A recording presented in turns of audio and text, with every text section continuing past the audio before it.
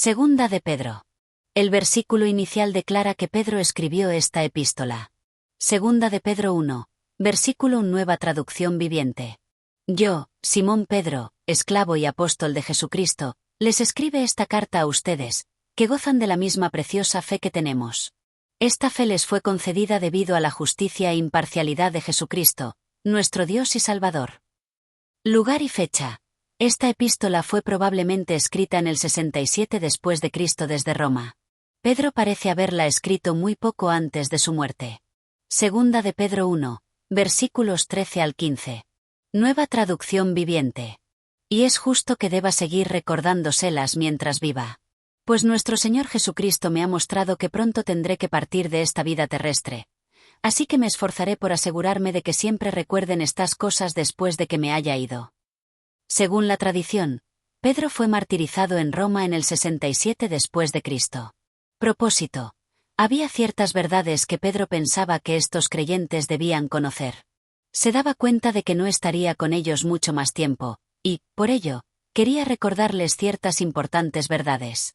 No solo quería recordarles ciertas doctrinas, sino que también quería advertirles acerca de falsos maestros. Pedro sabía que sus hermanos en la fe necesitaban tener un verdadero conocimiento a fin de poder resistir a los falsos maestros. Consideraciones especiales. 1. Los destinatarios de la carta. Ha habido considerable debate entre los eruditos acerca de los destinatarios de esta epístola. Quizá lo mejor sea comprender que los lectores eran básicamente los mismos que los mencionados en Primera de Pedro. Segunda de Pedro 3, versículo 1. Queridos amigos, esta es la segunda carta que les escribo y, en ambas, he tratado de refrescarles la memoria y estimularlos a que sigan pensando sanamente. Puede que la declaración inicial de Pedro sea más general en esta carta porque tenía la intención de que esta carta tuviese una circulación más amplia debido al extendido problema de los falsos maestros. Los falsos maestros estaban infiltrándose en las iglesias por todas partes, no solo en las iglesias situadas en Asia Menor. 2. La autenticidad de la carta.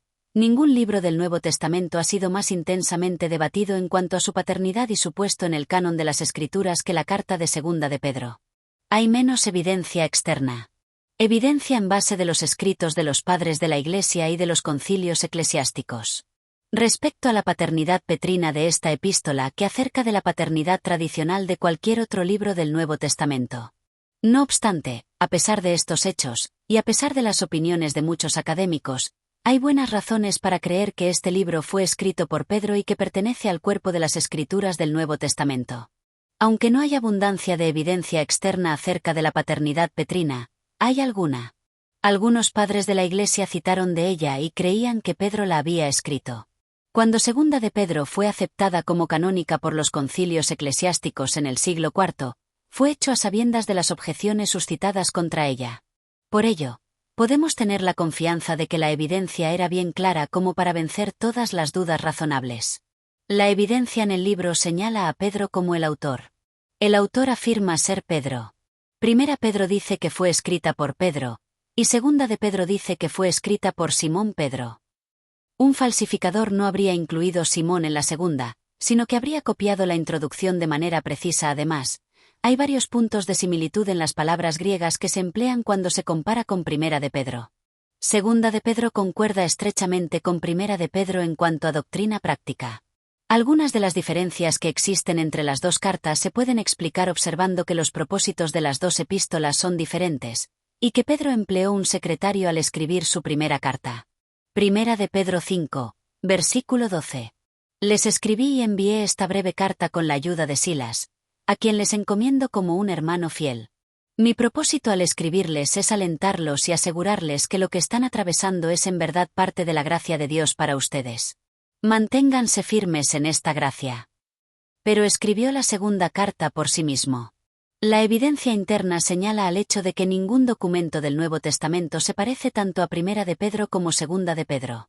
Cuando todo se ha dicho, la mejor postura es que se trata de una carta genuina del apóstol Pedro. Conocimiento verdadero. Verdad y crecimiento cristiano. Pedro comienza esta carta informando a sus lectores que todo lo que necesitan los creyentes para vivir vidas piadosas y para evitar las corruptoras influencias de este sistema del mundo ha sido provisto. El verdadero conocimiento de Dios y de sus caminos producirá las excelentes virtudes de la vida cristiana, participantes de la naturaleza divina. Verdad y fiabilidad histórica. En contraste con los falsos maestros, lo que Pedro les había enseñado se basaba en un conocimiento de mano. Él era un testigo ocular la vida y ministerio de Cristo. Las verdaderas escrituras, observó Pedro, surgieron cuando el Espíritu Santo tocó a los hombres. Esta obra conductora del Espíritu garantizaba que las escrituras serían lo que Dios quería que estuviera registrado, y por ello exentas de error. Conocimiento falso. La presencia de falsos maestros. Pedro se daba cuenta de que ha habido y habrá un problema con los falsos maestros que penetran en la Iglesia, y por ello advertía a sus lectores a que estuviesen alerta acerca de ellos.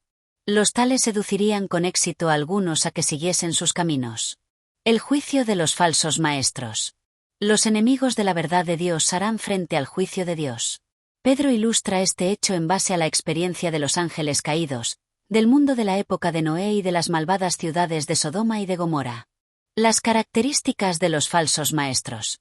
Las palabras de los falsos maestros puede que engañen a la gente, pero sus vidas no pueden hacerlo. Si se examinan de cerca. Los falsos maestros se caracterizan por orgullo, inmoralidad, sensualidad y engaño. Prometen libertad, pero en realidad traen esclavitud. Conocimiento necesario. El conocimiento del regreso de Cristo. El apóstol Pedro y otros enseñaron de manera regular que el Señor Jesús podría volver en cualquier momento. Con el paso de muchos años había quienes se burlaban de esta verdad, señalando la continuidad de la vida durante milenios. La idea de que Cristo regresaría en una especie de acontecimiento cataclísmico era considerada como una insensatez. Pero Pedro les recuerda a sus lectores que en el pasado Dios causó un acontecimiento cataclísmico de este estilo sobre el hombre. El diluvio de Noé, y que lo volverá a hacer cuando el Señor regrese a la tierra. El conocimiento de la santa conducta. A la luz del regreso de Cristo, los creyentes deben vivir vidas piadosas, lo que les beneficiará ahora y en el futuro. El Señor, cuando regrese, querrá encontrar a su pueblo viviendo vidas santas y no bajo el poder del pecado.